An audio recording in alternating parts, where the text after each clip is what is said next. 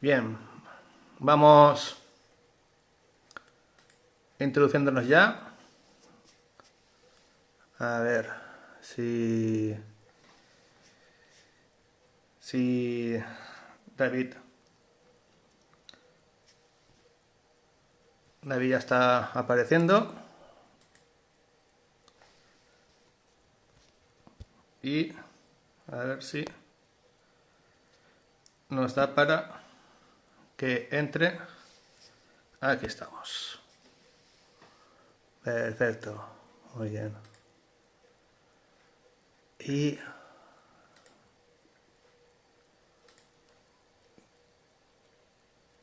a ver si poco a poco.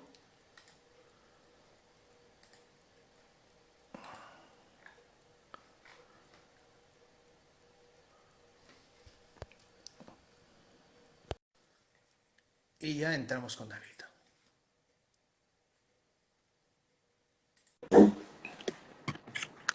Hola David, Hola, ¿qué tal? muy bien. ¿Qué tal, Juan? Pues hombre, la verdad es que muy contento en verte y en poder hablar de vinos de Alicante Ajá, contigo. Y bueno, vamos a hacer una pequeña introducción y es también un motivo que estamos creando la Asociación de Hostelería de Alicante. Entre ellas pues tenemos varios componentes y bueno, la idea es ir dando difusión y sobre todo los productos de proximidad. Y pues bueno, entre ellas pues algo que creo que entiendo un poco es del mundo del vino. Y pues, ¿quién mejor que hablar del mundo del vino que no yo, sino los que lo elaboréis como sois vosotros, los enólogos? Entonces, si te quieres presentar tú y un poquito a la audiencia ajá. y decir un poquito, pues, breves palabras, pues, un poco tu perfil, ¿no? Vale, a ver, estoy colocando aquí la cámara.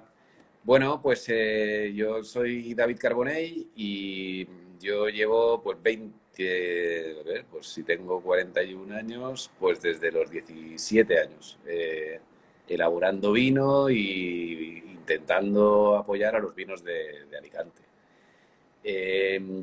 Bueno, mi historia fue la de un chaval que su padre, pues toda su vida había estado en el mundo del vino, porque somos alcoyanos, somos de Alcoy y en Alcoy pues siempre ha habido una gran industria de, bueno, siempre hubo, ahora queda un poquito, de maquinaria, ¿no? Y concretamente de maquinaria de vinos.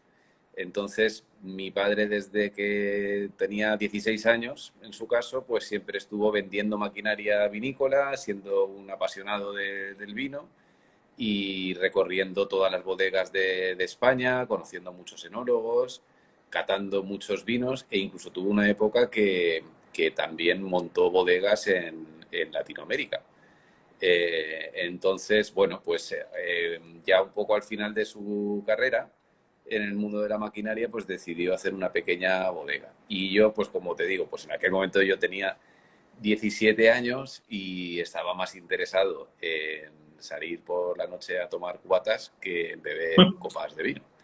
Pero claro, pronto esto del mundo del vino, pues, qué te voy a contar? Tiene mucho misterio, ¿no? Y enseguida, pues, noté ese influjo y hubo algo que hizo que continuara, pues, bueno, trabajando con mi padre. Éramos una bodega muy pequeña, era un hobby prácticamente, no era nuestro negocio principal y normalmente pues eran los sábados y los domingos cuando íbamos allí a trabajar, ¿no? En los momentos de vendimia teníamos más trabajo, luego pues una cosa más. Entonces, bueno, pues Vins del Comtat empezó de esa forma, entre dos familias, otra familia también de Cocentaina y nosotros. Y bueno, pues lo que ocurrió fue que poco a poco la bodega fue consiguiendo hacer vinos muy interesantes, cosa por otro lado yo creo que normal, porque en Alicante tenemos unas condiciones extraordinarias para hacer vino, y es algo que nunca me deja de sorprender, ¿no? Y bueno, pues se fueron consiguiendo hitos comerciales, hitos, en fin, también en cuanto a las elaboraciones, y al final pues la bodega se convirtió en mi modo de vida. Entraron más socios, bueno, pues que hicieron que la bodega se pudiera desarrollar. Y básicamente esa ha sido bueno, básicamente han pasado un montón de cosas, como te puedes pero ese fue mi principio, ¿no? Y bueno, además, creo que tú y yo nos conocemos la friolera de pues 20 años. Desde los Sí, 30 es años verdad, que yo fui allí a la bodega, es que verdad. estaba con tu padre, pues 20 años que nos conocemos, pues unos cuantos han caído, ¿no? Ha llovido bastante. Es verdad, me acuerdo perfectamente. Me acuerdo cuando tú viniste de la mano de, me parece que de Esteban, y que venía también pues Pepe Ortuño y tal. Y no sé si en aquel momento, ¿en qué restaurante estabas? Si estabas En la eh, cantera, la cantera. en la cantera, efectivamente. Ujú. Así es, sí, sí. Pues bueno, tú me conoces desde aquel momento que, si recuerdas, la bodega ni siquiera estaba ubicada ni en una finca, ni en una... Era pues una casita de campo, una especie de cochera. Era como un vino nacimos como un vino absolutamente de garaje, ¿no? Pero ya en aquel momento, pues teníamos la voluntad de hacer cosas especiales, ¿no? Y eso yo creo que es un poco lo que nos ha guiado durante todos estos años. Claro, es que una de las cosas que se nos viene a todos a la cabeza cuando hablamos de los vinos de Alicante es que hablamos de Villena, hablamos de Monóvar, hablamos del Pinoso o hablamos de la Moscatel de la Marina, pero la zona de Alcoy, pues es lo que tú dices. La gente piensa industria y otras cosas que no sean el mundo del vino, porque claro, tú estás en una zona que además, diríamos, es otra zona diferente a las que he comentado yo, ¿no? Ujú. Sí, bueno, nosotros en Vins de Contat siempre hemos utilizado las distintas zonas que tiene la provincia de Alicante para cada tipo de uva y cada tipo de vino. En el momento inicial, todos los tintos eran de la zona de la montaña, todas las uvas tintas eran de la zona pues de Beniarrés, sobre todo de Beniarrés, que fue como un pequeño reducto que quedó en la zona de la montaña productor de uva tinta. Y sin embargo, ya desde el primer año, los blancos utilizábamos la Moscatel de la Marina, que por otro lado es muy cercana a la zona del Comtat, pero claro, hay unas montañas entre medio y a lo mejor en línea recta son 25 o 30 kilómetros, pero en coche es una hora. Realmente es bastante complicado, pero bueno, por proximidad utilizábamos esas dos diferentes, ¿no? Ahora, por ejemplo, Vins de Contat, al crecer, ya no utiliza únicamente la uva tinta de la zona de Alcoy, Cocentaina, Beniarrés. Estamos más centrados sobre todo también en la zona de Benejama, es decir, a la otra parte de la sierra de Mariola. Entonces, bueno, lo que sí que te puedo decir es que hay otras zonas que son muchísimo más homogéneas en cuanto a orografía y en cuanto a clima. Y la provincia de Alicante es una provincia riquísima en muchísimos sentidos, ¿no? Antropológicamente hablando, es muy rica también, es muy diversa. Sabes que son varias las culturas que se dan cita en este mismo territorio, muy diferentes, ¿no? Pero a nivel de terroir también pasa lo mismo, ¿no? Como has comentado tú, la zona de la Marina pues es una zona húmeda, prácticamente con una pluviometría similar a la del norte de España, no con tanta humedad, pero sí con esa pluviometría, ¿no? Y luego la zona por poner el otro extremo, pues la zona del interior del Vinalopó, bueno, pues por ejemplo de Pinoso, de Monóvar, pues ya tienen una pluviometría casi semidesértica, ¿no? Y entre medio pues está la zona de la montaña que tiene pues, bueno, pues un poco de unas y un poco de otras, ¿no? Realmente ahora la presencia de la viña en la zona de la montaña de Alicante es más testimonial, ¿no? Es un poco más pues, hacia la zona de Benejama, Cañada, donde más empieza ya a ver un poquito más de uva, ¿no? Beneixama y Cañada, para que nos situemos, sería un poquito ya más yendo hacia Villena y Terra dels Alforins. Sí, es la otra, o sea, el siguiente pueblo después de Alcoy hacia el interior, hacia Uh -huh. el oeste, es Bañeres y luego viene Benejama, Beneixama, así es. Ajá, vale, vale, vale. Porque más o menos tú todo el viñedo lo tienes, diríamos, en esa zona, ¿no? Benizama, en la zona que tú más o menos estás comentando ahora.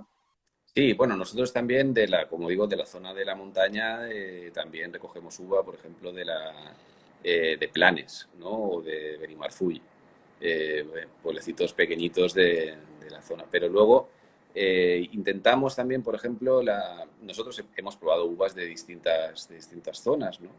Y al final, Vins del Comtat lo que la caracteriza es bodega de la montaña alicantina. Entonces, lo que intentamos es que las parcelas sean altas, que estén en un clima un poco más de montaña mediterránea.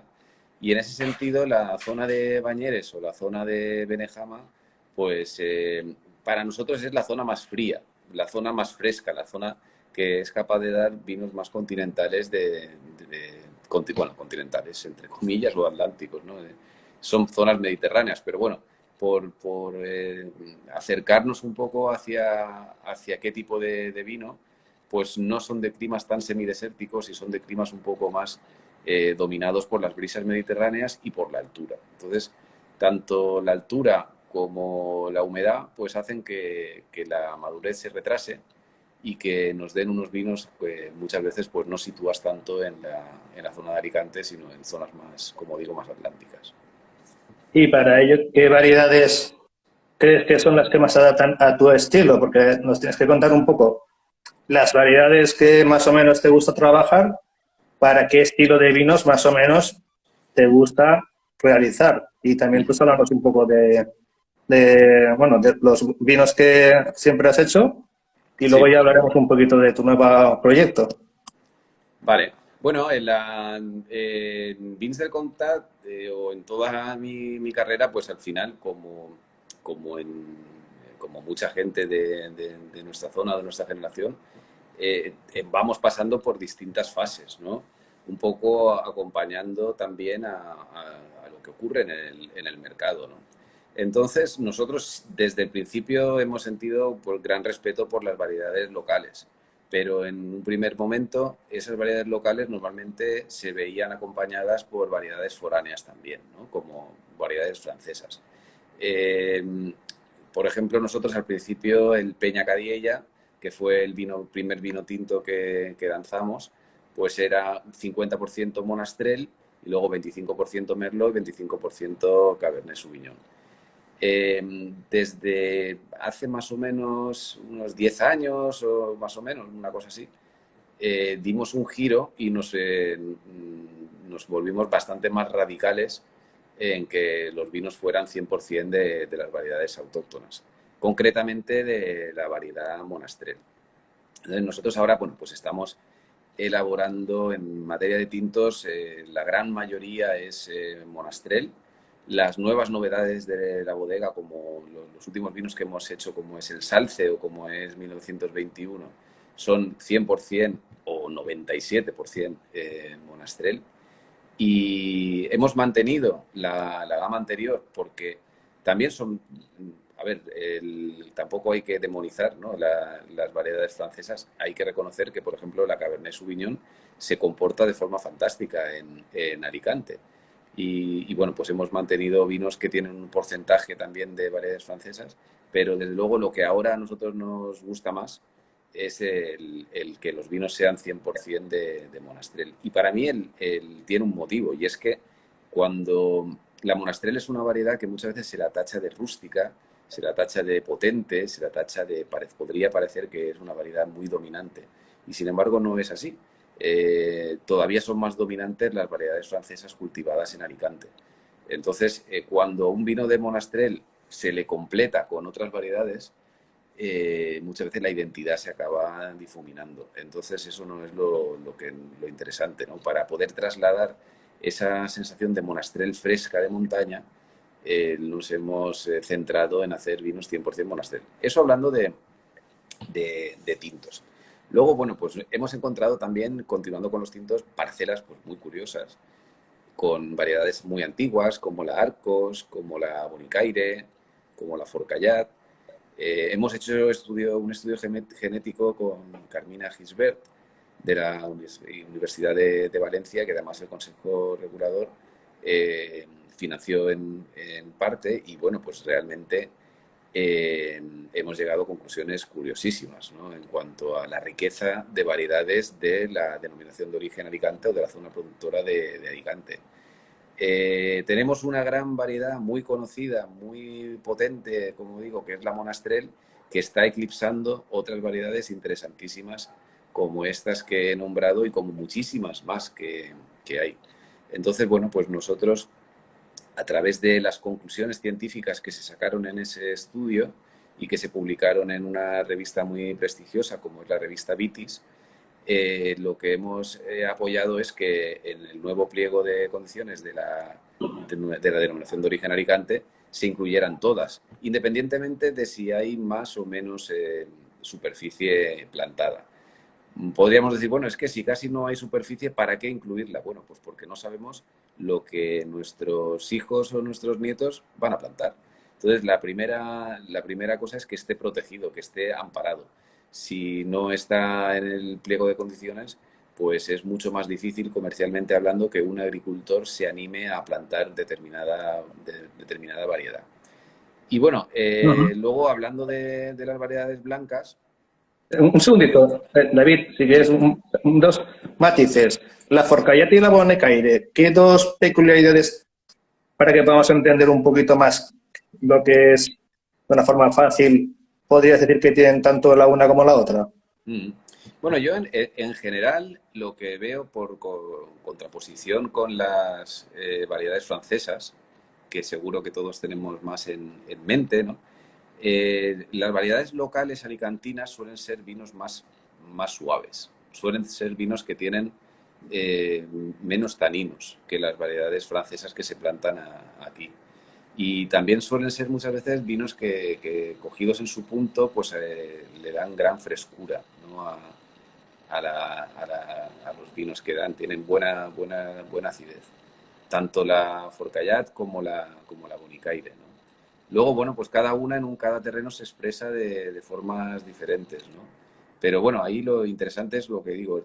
Al final, en un mundo en el que cada vez los productos se parecen más unos a otros, lo interesante es el poder tener diferencias y que esas diferencias estén basadas en la historia y en cosas, bueno, pues en todo ese patrimonio, en toda esa herencia que tenemos de todos los agricultores que han pasado por estas zonas y que han traído variedades, ¿no? Yo cuando hablo de la historia de los vinos de Alicante, yo la verdad es que se me ponen los pelos de punta.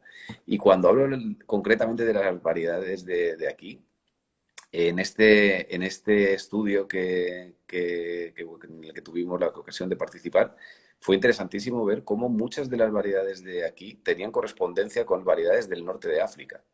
Claro, si lo piensas, hace 300 años o hace 500 o hace 2000 años, era más fácil desde Denia llegar a Argelia que no desde Denia llegar a Madrid o, por supuesto, llegar a Logroño.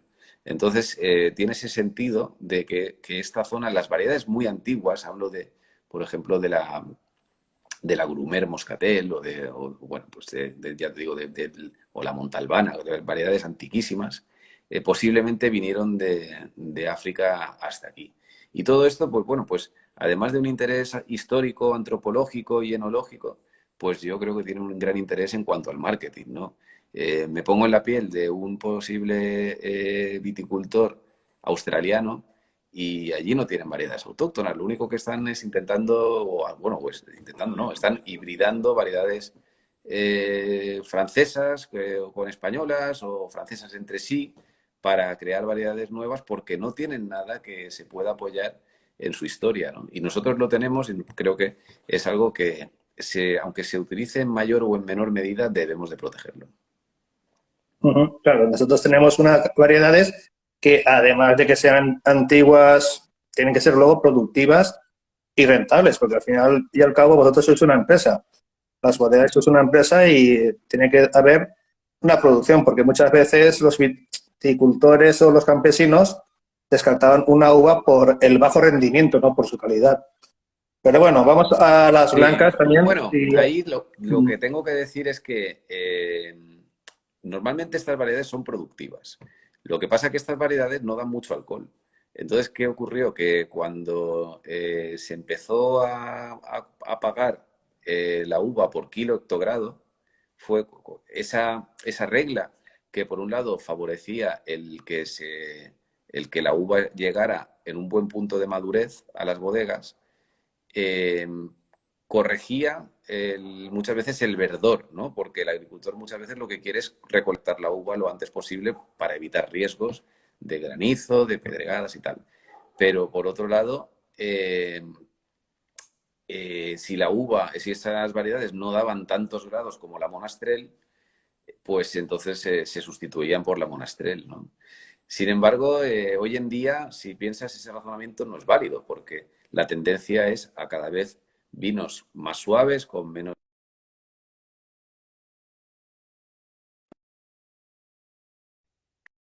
tener 15 grados y medio.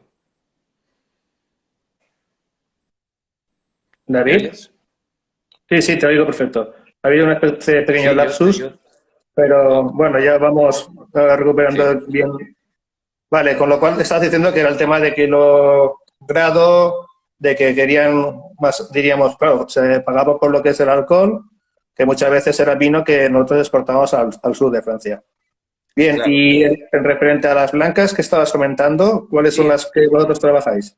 En las blancas, como digo, desde nuestro año uno, siempre hemos tenido un gran respeto por la moscatel de Alejandría plantada en la zona de la Marina. Entonces allí siempre hemos tenido acuerdos con agricultores en una primera fase en la zona de Chalot, o sea, en la Vall de Pop, y ya desde hace unos 15 años, concretamente en el pueblo de Benitachell, que tiene unas características un poco diferenciales respecto a las de la bahía de Pop.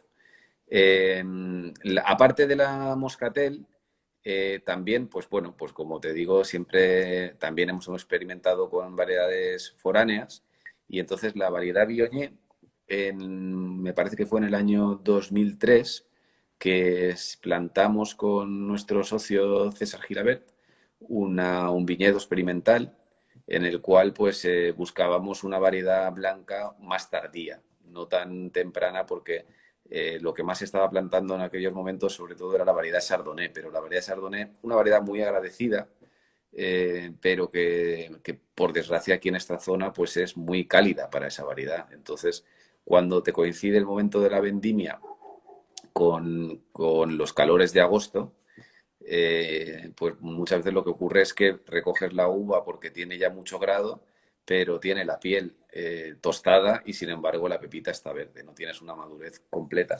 Entonces buscábamos una variedad que en ese momento de máximo calor todavía no estuviera madura, ¿no? Y una variedad de ciclo, no voy a decir ciclo de largo, pero bueno, un ciclo medio, la Viognier vimos que se adaptaba perfectamente aquí. Y ahora cada vez vamos viendo, yo creo que más vinos de Viognier en el mercado, ¿no? Entonces, con la Viognier, tanto con madera como sin madera, pues hemos visto muy buenos resultados. Sí, y además uno de los vinos blancos que serían tuyos de siempre es la botella, que además tiene una forma como muy de marketingiana, Mm. porque se nota que lo tuyo en el marketing del vino, vamos, eres un crack, ¿no? Ah, Porque no si sé. todo el mundo recuerda la botella de Bioner es por la forma que tiene. Sí, También. bueno, realmente es una botella muy bonita y al final tiene más protagonismo, yo creo que la botella que lo que es la etiqueta, ¿no? Pero sí, es un vino que ha funcionado muy bien porque es un vino suave, no es un vino fresco y no es un vino que normalmente tiene una graduación pues que se queda sobre 12, 12 y medio y es muy fácil de beber. Ujú, la verdad que sí. Vale, más o menos estamos hablando de los vinos que tú estás haciendo, de la filosofía que tú estás cogiendo Ujú. y más o menos eso sería en el campo. Y luego cuando lo trasladas a la bodega, ¿qué es lo que tú buscas en ellos? ¿Qué estilo buscas? ¿Vinos más ligeros, vinos más contundentes? Como diríamos actualmente, el mercado creo que demanda vinos que no sean vinos que sean con delicadeza, vinos que sean con un tanino ya hecho, que a su vez que no sean muy ácidos. Así Pues más o es. menos, un poquito cuál Bueno, sería la filosofía de los vinos que tú buscas ya luego en bodega. sí, bueno, pues a ver, lo primero tengo que decir que muchas veces de lo que buscas a lo que consigues, tampoco, a ver, siempre atribuimos como que está todo pensado, está todo y claro, nos olvidamos que estamos delante de un producto que tiene que ver con el clima, con las tormentas, con la microbiología, con millones de cosas a veces imposibles de prever, ¿no? Pero es cierto bueno, te hablo a nivel consumidor, desde estos veintitantos años en el mundo del vino he visto como mi gusto ha evolucionado, ¿no?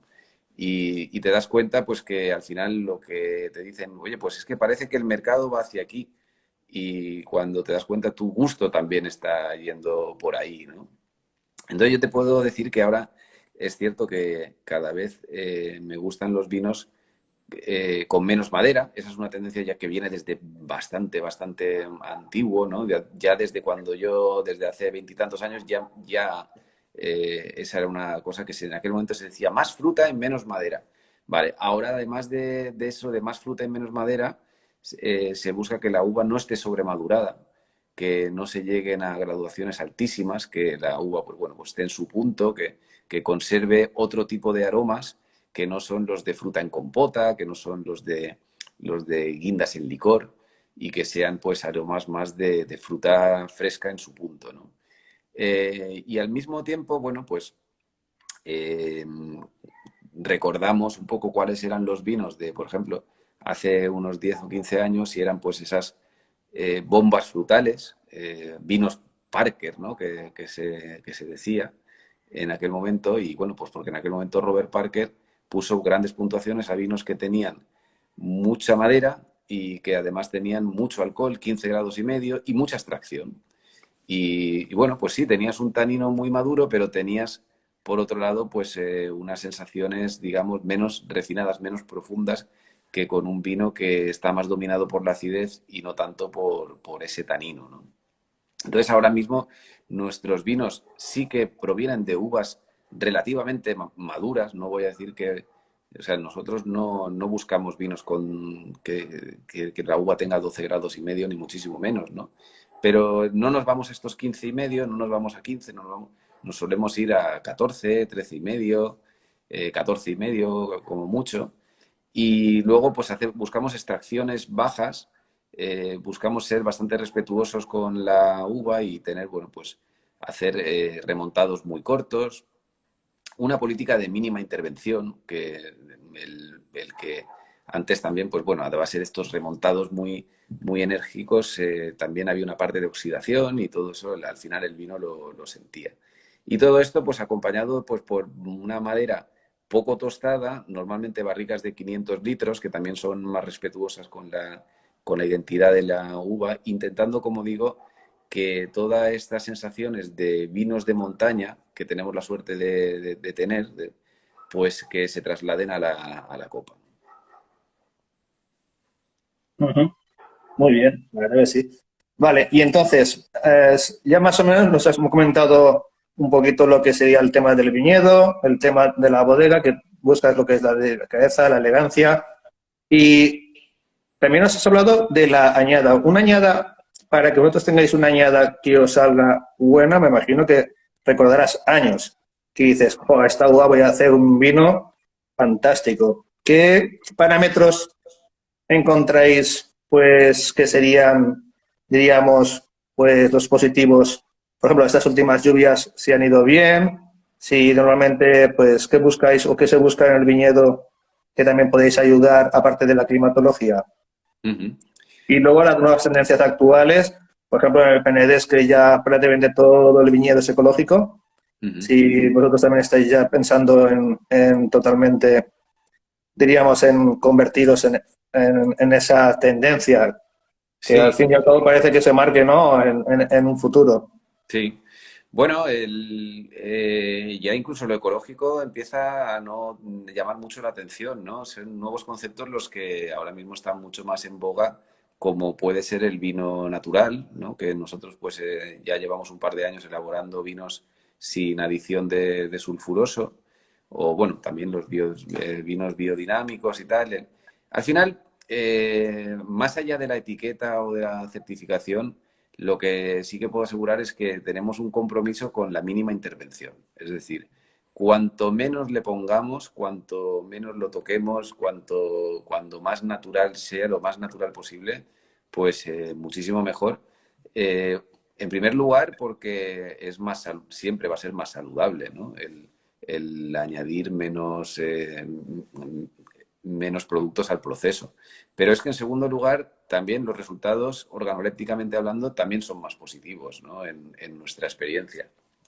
Y eso, bueno, en cuanto a lo de la tendencia de vinos naturales. Muchas de nuestras viñas pues están calificadas ecológico, lo que pasa que la bodega no tiene la certificación, pero vamos, ya digo que todo está bastante dominado por esta filosofía de mínima intervención.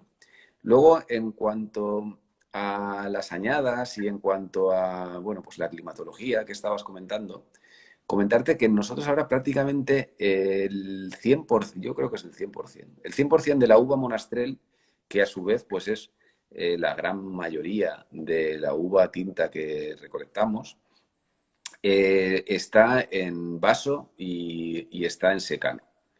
Entonces, eso es muy importante, ¿no? Porque de esta forma tenemos menos control, no podemos regarla, nadie puede regarla, ¿no?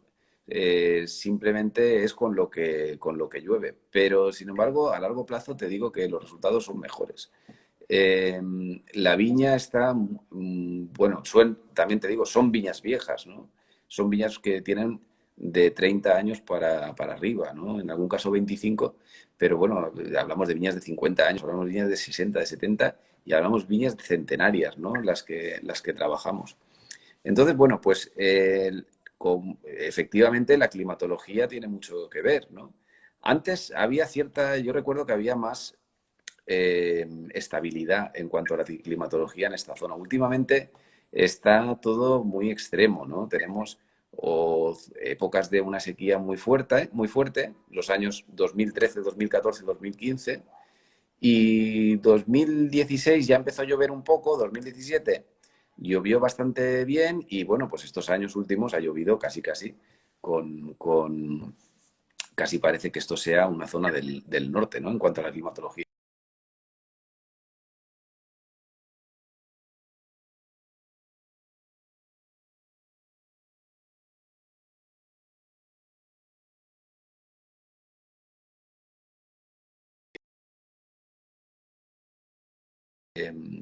¿Me oyes Hemos bien? tenido un pequeño lapsus, perdón. Sí.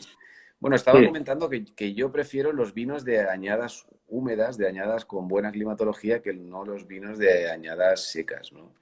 También por lo que estábamos comentando, cuando lo que se buscaban eran vinos con muchísima graduación y vinos muy concentrados, esos vinos Parker de hace tiempo, pues en ese momento era más interesante a lo mejor un año muy seco, porque la carga por cepa era muy baja y se concentraba todo muchísimo. Pero ahora que buscamos elegancia, que buscamos profundidad, que buscamos sensación de vino de altura, de montaña, pues en los años buenos son los años más húmedos. Por ejemplo, el año 2015 todavía fue un año en el que se apreciaba bastante estrés en la viña, ¿no? Una cosecha un poco, bueno, pues fue buena, pero teníamos, pues algunos vinos tenían una acidez muy disparada, otros tenían el grado también disparado al mismo tiempo, se notaba que estaba muy sufrida, ¿no? En el año 2016 ya se empezó a recuperar, pero el año bueno para mí fue el año 2017 aquí en Alicante, ¿no? Bueno, para mí, yo creo que para todo el mundo. Es un año en el cual, tras las sequías de los años 13, 14 y 15, en el 16 se empezó a recuperar, pero sobre todo no en cuanto a producción, sino en cuanto a material vegetal. Y luego ya en el año 2017, pues la madurez pues fue excelente sin llegar a sobremaduraciones. Vale. ¿Qué parámetros, por ejemplo, nos diría que son realmente diferenciadores en los vins del Contat o en la zona de la montaña referente a lo anteriormente descritos? Igual, por ejemplo, el tema de la tierra, pues la altitud que tenéis, un poquito, pues cuéntanos un par de parámetros así que os hacen también bastante más diferenciados. Sí, Aparte de lo que bueno, has pues comentado, que has comentado algunos, claro.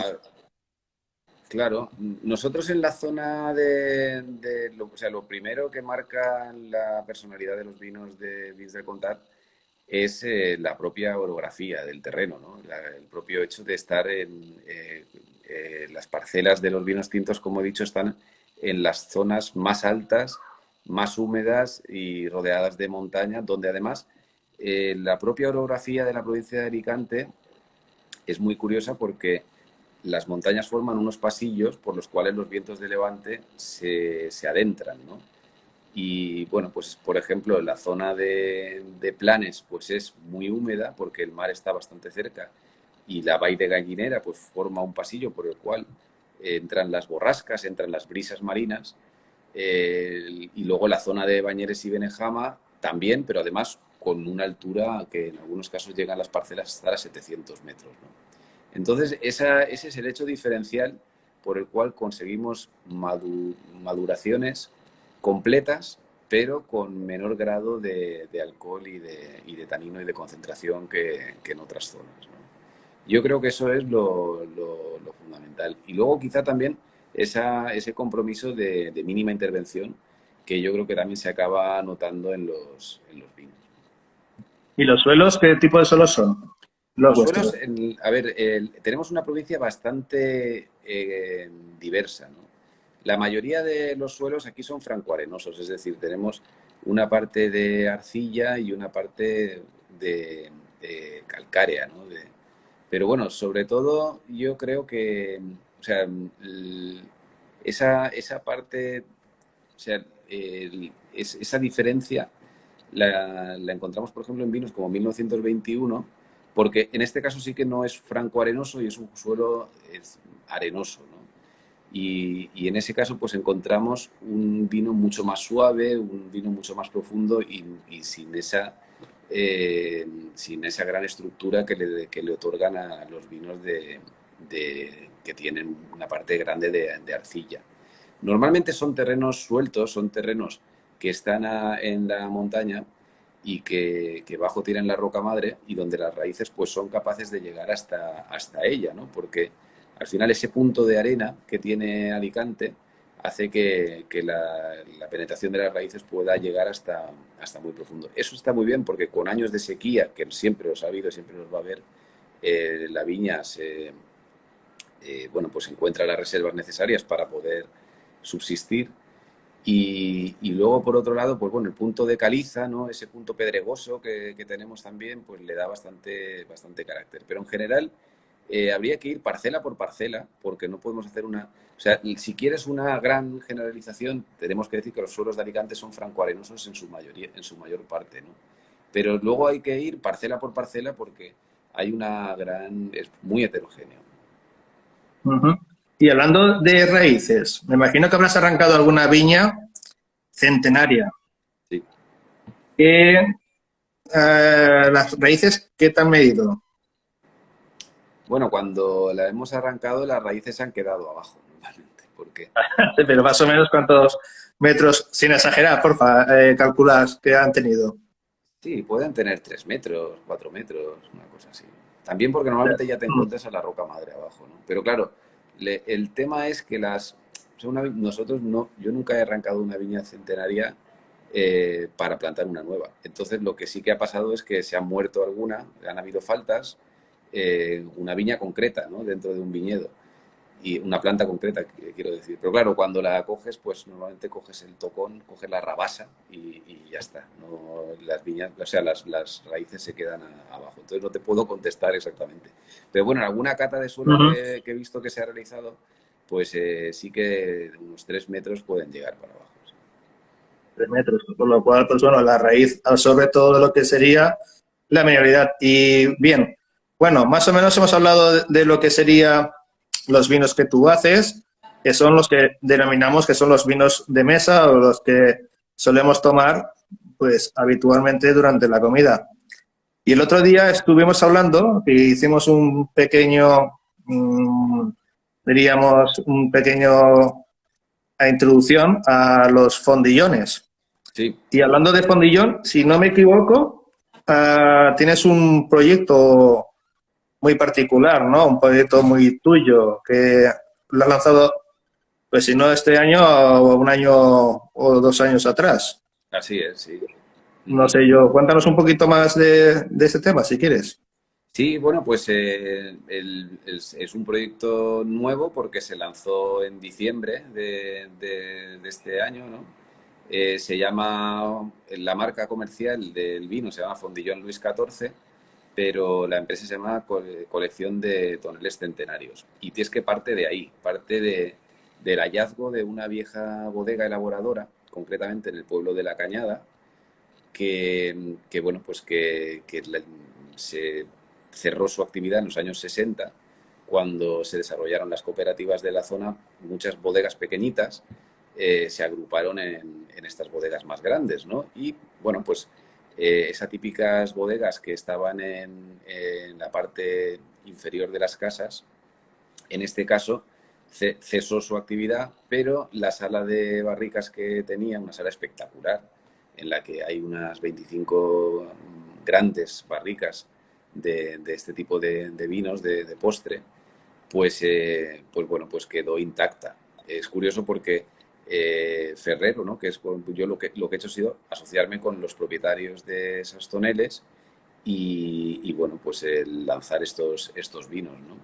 Estos vinos que han estado pues muchísimo tiempo en estos toneles. Ya te digo, él cuenta que la bodega era de su abuelo la cerró en los años 60, su padre pasó absolutamente de la bodega y la sala de toneles se convirtió en un almacén en el cual pues almacenaron muebles, se llenó aquello de telarañas y que él cuando era un niño no se atrevía ni siquiera a entrar, no había luz, no tenían bombillas, no, era pues una parte de la casa olvidada, ¿no? Y claro, los toneles en su mayoría estaban llenos de vino, fueron evaporándose y estamos hablando de toneles de unos 10, de unos 800 litros y unos 15 de unos 500 litros, ¿no? Los de 800 litros, pues en la mayoría de los casos les ha quedado pues había, digamos así, de esos el tonel, pues les ha quedado una cosa así, unos 150, 200, claro, con una concentración increíble, una concentración que yo cuando probé aquello no me podía creer lo que estaba probando, ¿no? Hasta el punto de que te cae una gota de ese super fondillón y al cabo de un día todavía, después de ducharte, todavía estás oliendo tu mano el olor de la madera viejísima y de esos vinos tan concentrados, ¿no? Muy, muy concentrados. Y bueno, pues eso ha sido el reto, ¿no? El poder poner en valor un producto increíble, un producto casi eterno, ¿no? Que por lo menos tiene 50 años, pero que no sabemos la solera fundacional en qué año se haría, ¿no? Para que te hagas una idea, esa bodega, los lagares, los cups son de piedra. Pues ya te da una idea de lo antiguo, ¿no? Previo al hormigón que posteriormente, a principios de siglo, pues se llenó en las bodegas de toda la zona, ¿no? Y bueno, por ejemplo, también algún experto tonelero que ha venido a revisar los toneles nos ha dicho que son toneles de mitad del siglo XIX, los de 800 litros. Los de 500 litros nos dicen que son de principios del siglo XX. Entonces estamos hablando de maderas que tienen más de 150 años y eso le da un carácter al vino extraordinario, ¿no? La vejez del vino es importante, pero la vejez de la madera que contiene el vino también es lo mismo, ¿no? No es lo mismo, no huele igual un mueble que te acabas de comprar de madera nueva que el mueble de tu bisabuela, que abres el cajón, introduces la nariz y te vienen unos aromas extraordinarios, ¿no? A viejas caobas o a, bueno, pues a esas sensaciones de madera muy antigua. Esas sensaciones el roble viejo también lo traslada a los vinos, ¿no? Y bueno, la verdad es que para mí es un proyecto apasionante porque, como he comentado, llevo 20 años trabajando en los vinos de Alicante, pero no había entrado en el mundo de los fondillones y me parece la parte, bueno, pues más increíble de toda la historia de los vinos de Alicante. Un vino mítico y un vino que te hace trabajar con gran responsabilidad para intentar que no se pierda, ¿no? Que evolucione y que la gente lo conozca y que siga siendo un producto de lujo y apreciado, ¿no? Aquí nos hacen una pregunta que si se podría averiguar, me imagino que será la edad del vino, mediante la prueba del carbono 14. Sí, eso se ha intentado. Lo que pasa que, bueno, pues se ha visto que es una vejez muy, muy grande, pero las pruebas del carbono 14 dan también unos márgenes de error enormes, ¿no? Es muy curiosa la historia porque eh, el- la cantidad de carbono 14 que hay en los objetos, en los líquidos de la Tierra, eh, varió totalmente cuando se hicieron las pruebas nucleares francesas de los años 40 en no sé qué atolón, no sé si era el atolón de Bikini o no lo recuerdo muy bien.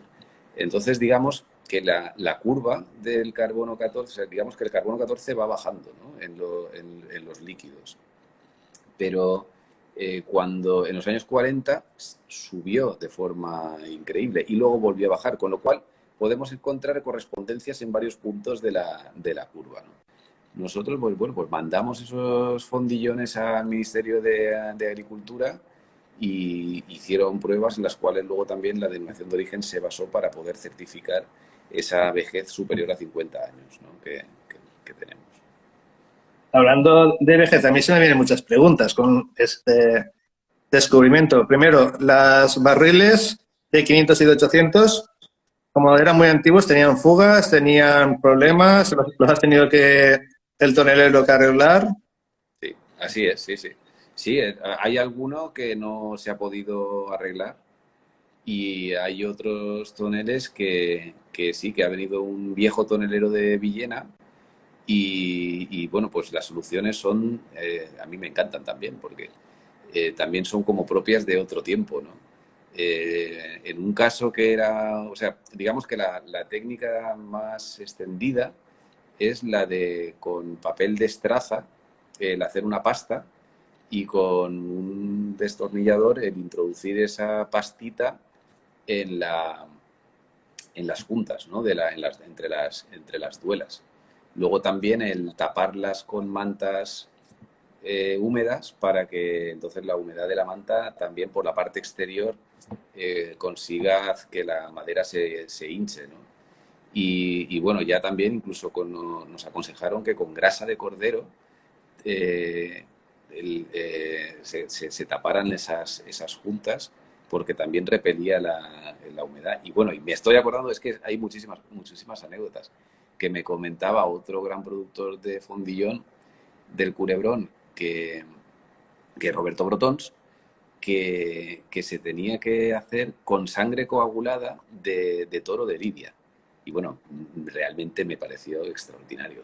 Y además le pregunté, pero bueno, ¿tiene que ser toro de Lidia? ¿No puede ser sangre de ternera, que sería mucho más fácil de conseguir? Me dijo que no, que tenía que ser con sangre de toro de Lidia para tapar las fugas de los toneles, ¿no? Bueno, es increíble. La verdad que la historia de Uh-huh. Fondillón te traslada a tiempos pretéritos, ¿no? Y una cosa que a mí también me encanta es que tú sabes que hoy en día las bodegas para sostener los toneles se utilizan durmientes metálicos, ¿no? Que son, bueno, pues de tubo de hierro y en los cuales el tonel, digamos que descansa sobre dos puntos. Pues bueno, en el caso de esta vieja sala de barricas hay que pensar que hace 150 años un tonel de madera, un tonel de roble, seguramente sería un elemento costosísimo, sería un elemento de lujo y destinado a que durara pues cientos de años, ¿no?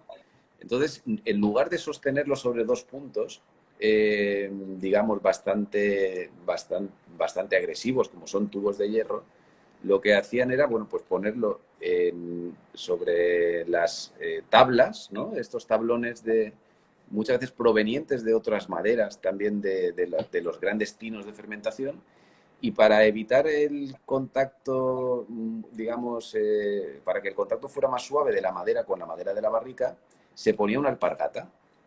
Entonces, cada tonel de nuestra sala de esta sala de barricas está en contacto con una vieja alpargata, también con 150 años, de esparto, y bueno, pues entonces descansa sobre 4 alpargatas cada uno de los toneles. Hay 25 toneles, con lo cual hay hay unas 100 alpargatas allí en la zona. Y eso también me hace pensar que esta zona pues siempre ha sido productora de alpargatas y productora de esparto, y es como se juntan tradiciones tan antiguas, ¿no? En una misma sala de barricas. Sí, yo creo que el tema del esparto es muy común en la comunidad valenciana y bueno, y en nuestros ancestros. Otra pregunta que se me viene a la cabeza es si más o menos hemos visto de que se te ha creado una merma o se le creó una merma de un barril de 800 litros y se te quedarían en 150 200 después de muchos años que ha estado esa bodega, diríamos, esperando a que alguien como tú, ¿no?, descubriera el secreto, vamos, que sería para todos, diríamos, un tesoro, ¿no? O sea, lo que es un tesoro en una isla, pues sería un tesoro en una casa para ti. El fondillón que has embotellado es un fondillón que has embotellado directamente de ahí. Me imagino que esos barriles, pues si tú vas como bodega, habrás hecho uva o vino, diríamos, destinado a fondillón para seguir, diríamos, teniendo fondillón en otros años, me refiero. Sí, sí. ¿Qué es lo que has hecho? Bueno, pues O qué has ¿te conseguido hacer? refieres en esta cosecha 2000? O sea, tú has encontrado el fondillón y lo has embotellado como tal. El que Sí, has encontrado, ¿has sacado todo o habrás dejado bastante, me imagino, claro, claro. dentro de los toneles? ¿Has unificado los toneles? ¿Has llenado los toneles? Bueno, cuéntanos un poquito todo, porque yo te estoy aquí haciendo preguntas un poco genéricas. Sí, bueno, se ha lanzado una pequeña tirada inicial creo que han sido 300, 400 botellas, y entonces es la unión de 2 toneles, sobre todo de uno de ellos. Nosotros, en primer lugar, lo que queríamos era crear un concepto de single barrel, ¿no? Como los grandes whiskies o como los grandes cognacs, es decir, de un único tonel. Nos parece que cada tonel tiene unas características diferenciales y queríamos respetarlas al máximo posible. Pero lo que pasa es que también las características de estos viejísimos toneles muchas veces entran en contradicción con la normativa actual del Consejo Regulador para el fondillón. Normativa bueno, pues que nosotros vamos a intentar, en la medida de lo posible, el que se adapte un poco a vinos tan viejos, ¿no? ¿En qué no cabía? O sea, ¿qué parámetros eran donde estábamos disparados? Pues, por ejemplo, en el azúcar. En algún caso tenemos azúcares de 80, de 90, de 100 gramos por litro, cuando la normativa marca que 45 gramos es el máximo.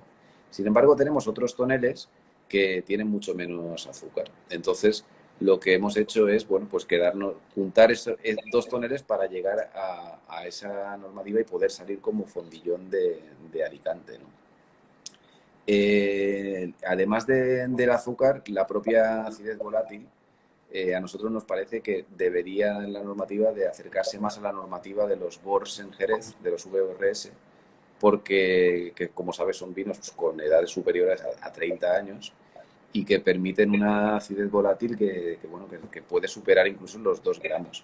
En este caso, en Alicante se está solo en 1,45, ¿no? Entonces, como te digo, a veces es un poco complicado precisamente por la extrema vejez de estos vinos. ¿Qué más me preguntabas, Juan? Que ahora Pues, hombre, te preguntaba más o menos qué has hecho con los barriles, que si has cogido, como tú ya dices, de que has hecho 300 botellas, sobre todo de 2 barriles, que habrás cogido uno que tiene más azúcar y otro que tiene menos azúcar, Sí. y con esos barriles, ¿qué has hecho? ¿Los has llenado ya de, diríamos, de nuevo fondillón? Sí, bueno, de momento no. De momento lo primero, los barriles no están llenos, están con una superficie enorme de aire, ¿no? Claro, en muchos casos estos toneles están incluso sellados con yeso, ¿no? Como se hacían los abuelos, ¿no? Y entonces han permanecido así, no se han picado, digamos, en primer lugar porque tienen mucho alcohol, tienen alcohol por encima de 16 grados en la mayoría de los casos, y al mismo tiempo porque no se han tocado, porque no se han abierto, ¿no? Entonces estamos intentando manipularlos lo menos posible, ¿no? Y en cuanto a si los hemos rellenado, lo que queremos es precisamente el rellenarlos con las viñas, con los vinos de esa vieja familia que ya también eran productores, ¿no? Entonces, lo que se ha elaborado un poco, pero hasta dentro de unos 5 años no pensamos meterlo en esos toneles porque podría causar algún tipo de reacción. Ten en cuenta que si tuvieran un poco de azúcar residual, nos podrían causar alguna refermentación o nos podrían... Entonces, de momento lo hemos dejado así, pero sí que el objetivo no es simplemente el comercializar esos fondillones, sino el crear más para que ese milagro de la madre, ¿no? Que es como un poco, me recuerda también al de la masa madre en los panes, ¿no? Que añades más y entonces las características, la microbiología y también el propio tonel, ¿no? Los aromas del propio tonel generan más... bueno, pues hacen que al cabo de unos años el vino se asemeje muchísimo, ¿no?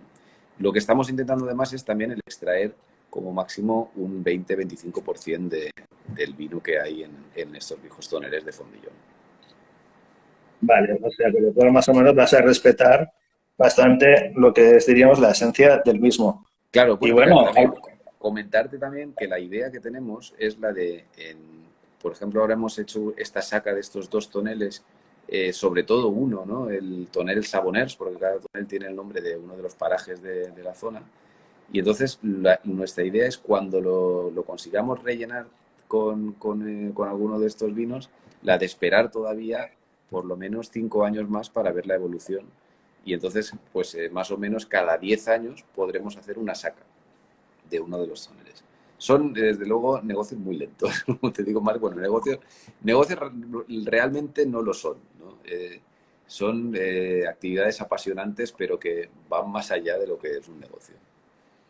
bueno, en definitiva, el fondillón, históricamente hablando, se supone que era las viñas muy, muy viejas que se tenían, diríamos, con poca producción, que después de hacer todas las cosechas, pues se recogía y se ponía en un viejo tonel que se tenía pues para las grandes ocasiones. Con lo cual, pues tampoco ha sido nunca motivo supuestamente de que fuera el máximo del rendimiento o lo máximo de los ingresos, sino es más bien un poco lo que sería la punta de la lanza de incluso de lujo de una bodega, ¿no? Estoy de acuerdo, porque al final tú piensas que como mínimo un fondillón, para que sea calificado como fondillón, necesitas 10 años de barrica. Pero en este caso, que estamos hablando de una vejez superior a 50 años, pues quien en su sano juicio planta una viña, espera 4 años a que la viña sea productiva, recolecta la uva y espera 50 años, ¿no? Cuando ten en cuenta que sobre el líquido que tiene el tonel se suele evaporar un 3%. Eso no significa que en 10 años se haya evaporado un 30%, porque como cada vez tienes menos, la parte que se evapora es inferior, ¿no? Pero claro, entre las mermas, entre los peligros, porque también gran parte de estos vinos pues muchas veces se han picado, se han acetificado, ¿no? Entonces, realmente es imposible, ¿no? El poder hacer negocio con este tipo el prever un negocio con este tipo de vinos. Y son más bien, como tú dices, o bien para los amigos, para las ocasiones, ¿no? Son unos vinos muy adaptados al terroir alicantino. O sea, solo pueden existir aquí.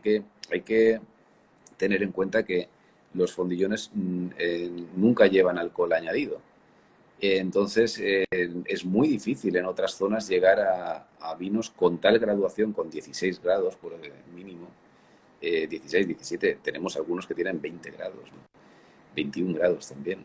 Entonces, eso normalmente en otras zonas lo que se hace es se utiliza una adición de alcohol, ¿no? Como es en Jerez, como es en Oporto, pero aquí tiene que ser 100% natural. Y eso solo se consigue con el clima de Alicante tan seco, con la variedad Monastrell, una variedad que hace una gran cantidad de azúcares. David me dice de golpe de repente que nos quedan 20 segundos. ¿Qué me dices? Entonces, sí, lo que puedo hacer es cortar este directo y volverlo a empezar, pues,